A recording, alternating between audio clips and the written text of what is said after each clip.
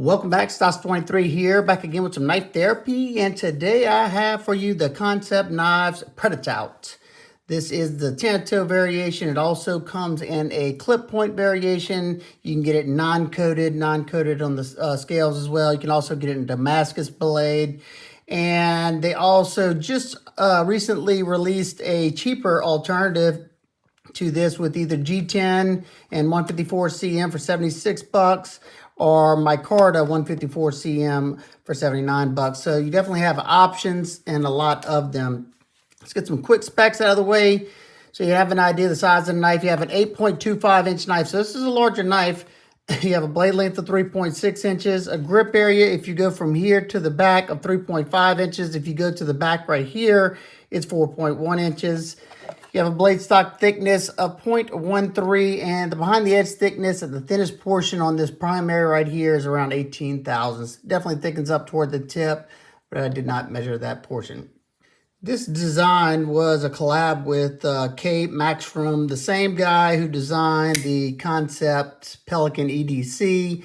And I like this knife so much, I got both variations. Had this one and a Tanto variation as well. It's a good bit smaller of a knife, but it has some of the same cues, like in the handle scales. You got the lines there, and he really likes to put the little dips into the spine. So being that I was super happy with this one, I was definitely interested in checking this one out and seeing where it goes. Let's take a closer look at this Tanto Blade. You have a black wash finish on this particular one, and it's done rather nicely, and it holds up pretty well.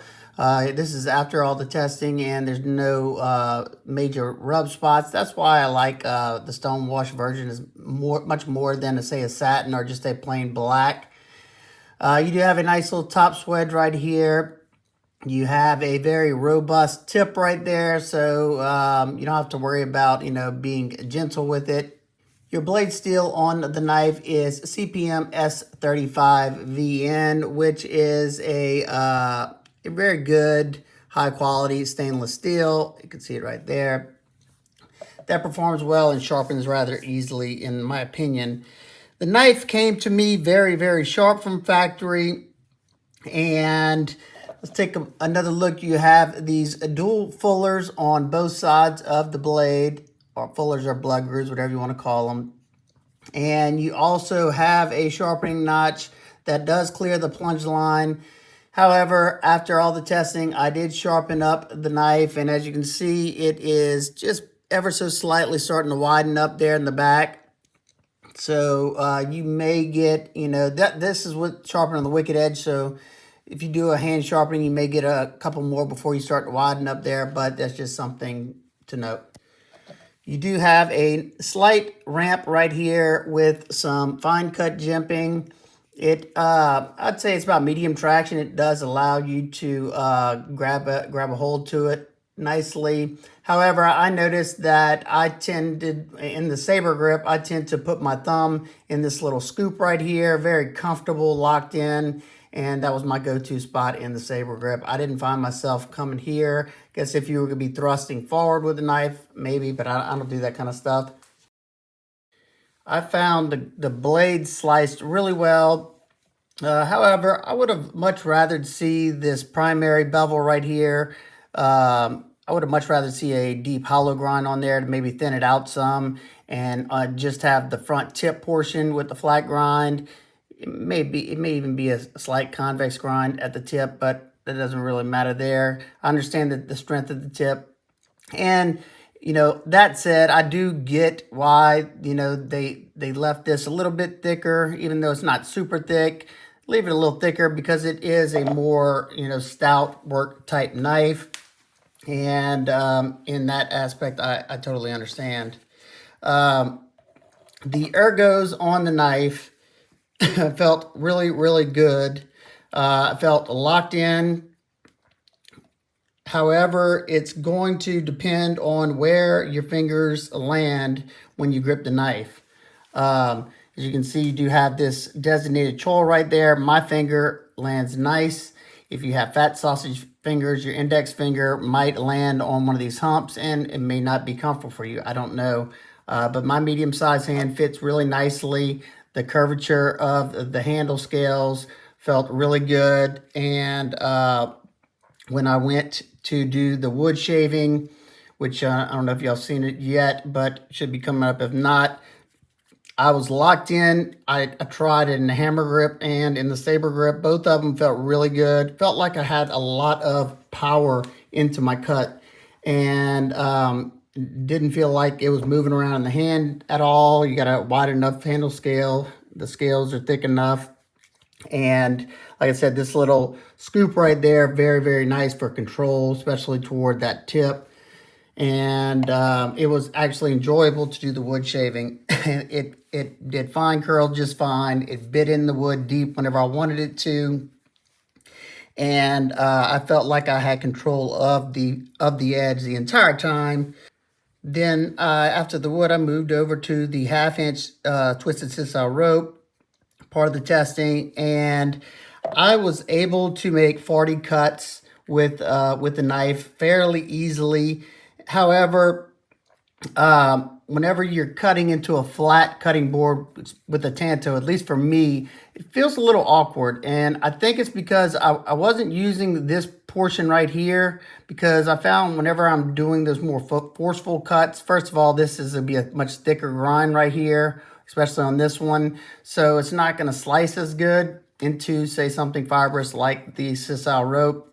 So I found myself using the secondary point right here, the intersection between the two bevels, and I would basically pierce the rope with that little point right there and just shove forward.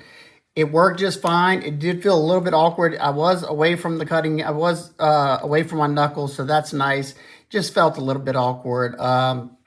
But however, the knife was sharp enough and it bit nice enough that I had no issues going through the rope. That's why I was able to make 40 cuts, and I was able to make them rather easily, and the edge held up throughout all 40 cuts. Then towards the end of my testing, it went through most of the materials just fine. Of course, you know, the rubber and the corner cardboard, it struggled a little bit, mainly because it has a coating on there, and sometimes that coating just kind of sticks to the sides of those. And the thicker the bevel, that also plays a little bit of part as well. All right, let's close the knife up and talk about the deployment. You have 3 different means of deployment on the knife. First, you have the dual thumb studs that are rather comfortable, and they're easily accessible, both left or right-handed. Oh, that was a poor, sorry, I'm not left-handed. Poor flip, but the access to them is nicely done there. And second mean of deployment is the flipper tab. It's well designed, no pokey spots. You can easily light switch it. It comes out nice and fast. Or they have that flat portion right there that you can push button it. Now, see, I have my finger on that lock bar. That is something that will hinder you. If you put your finger on that lock bar, it will make it harder to flip. I found that whenever I'm doing the light switch, I keep my finger off the lock bar easier, and it's a more thoughtless process there. Just pull back on it.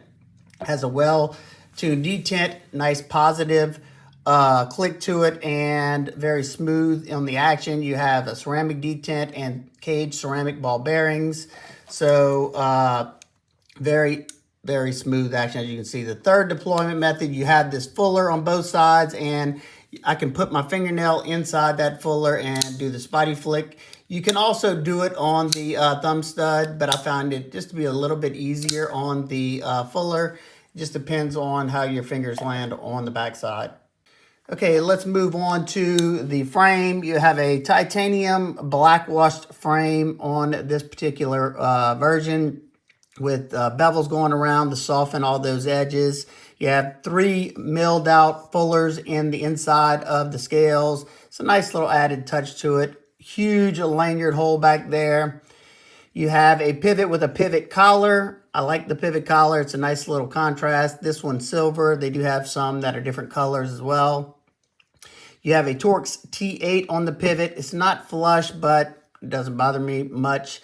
Now your body screws are flush. However, those are T6. I wish they would have at least kept them all T8 on this knife. Your scales are flow through construction, and you have a 3D milled titanium pocket clip. Let's check that out in the pocket. It goes in and out of the pocket fairly well.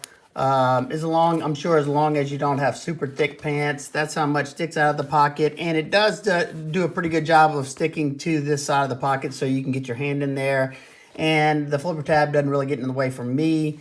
But if you do have a lot of stuff in that pocket, it probably would rub against it. Let's check out the weight first in grams. 118 grams, 4.165 ounces, perfectly a-okay for me. All right, let's check out the lockup. You're sitting at around, I'd say around 40%.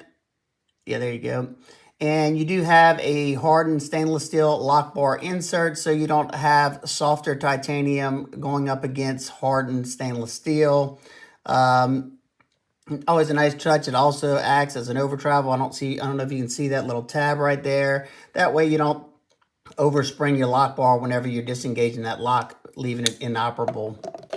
The access to that lock bar is nice because you have this choil area right here with this nice little chamfer on that lock side right there. Comfortable, easy to get to, and the lock bar tension's not super strong on it to where it feels like it's hard to move.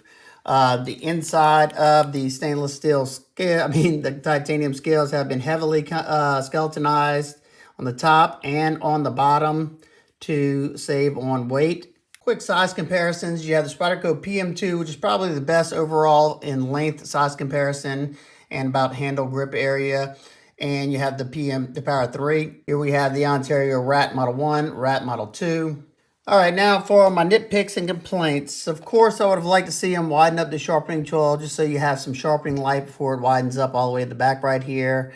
Also, it just depends on what you're buying the knife for. If it's for a regular, everyday carry knife, not really a work knife, of course, I would like to see this a hollow grind, thinned out a little bit. But as it is, I think it's just fine. Also, something else I talked about is this designated finger choil right here. Even though it fits my hand perfectly, it forces you into this grip right here in your hammer, your saber, and your hammer grip, and could become a hot spot for somebody with bigger hands than me or bigger fingers, because your finger could land on that and make it kind of uncomfortable, or this backside. So it just depends on the size of your hands. One other thing that I don't know if it'd ever be an issue, but it's just something that I haven't really seen before. You can see by the pivot right here with this pivot collar, these two sections don't even touch. Now it's milled out, I'm sure, and there's probably connecting spots underneath this. However, I don't know, how strong that would be. I guess it depends on how hard you'd be using the knife and if that would ever be an issue. I'm not a knife designer, so I don't really know. Lastly, the last nitpick would have to be, or complaint would have to probably be, the price point. This knife comes in at $189. There's so many awesome knives out there, and it's very, very competitive. So I was looking at some of its competitors. The Drop Ferrum Forge Buck, which is a collaboration knife just like this, so two parties getting paid, comes in at $170. That's an S35, same type of deal here. You have also the Kaiser Isham Megatherium, which has way more intricacy to it. Carbon fiber, bolsters, big old hunk of blade of S35E, and that one's $189. And that one, to me, makes sense at that price point. Your designer on that is Elijah Isham, so that's two people getting paid there. Then you have one in their own lineup, the Kansept Hazakara, I don't know if I'm saying Hazakara, is coming in at $168. So it's about the same size. This is a 3.6 inch blade. That's a 3.5 inch blade, I think. It has an inlay to it, and I think the scales are even contoured. I'm not certain, but I think they are. And I'm pretty sure that one, it has a collaborator. It might even be this same person. I don't really recall. But that one's $168. Now, I don't know, maybe because of the cost of inflation here lately. I don't know. But I think this one would have been a much better price point at 168 bucks. That's just me personally. However, if you like the overall aesthetics of the knife, I think the knife performed well. It was comfortable in hand, has very, very smooth and snappy action, very addictive action, very fidgety because you have multiple opening methods, the thumb deployment, you know, definitely has a lot going for it. But if that price is something that you're hung up on, and that's the only thing that you're hung up on, remember they do have a cheaper version of this that I think is a very enticing deal with 154 cm and G10 or micarta scales for 79 bucks. I mean, I think that's an awesome deal. So it just depends on what you're looking for. If you're looking for a titanium frame lock and the price is okay, then go ahead, try it out. Definitely think it's a good knife. I would have loved to check out the clip point version. I think that would have been a little bit more my style. However, this one was fun. This one was cool, and it was definitely exciting to check it out. So if you have any questions, comments, concerns, please leave them down below. I hope everybody's having an absolute amazing Sunday, and I will see y'all on the next one.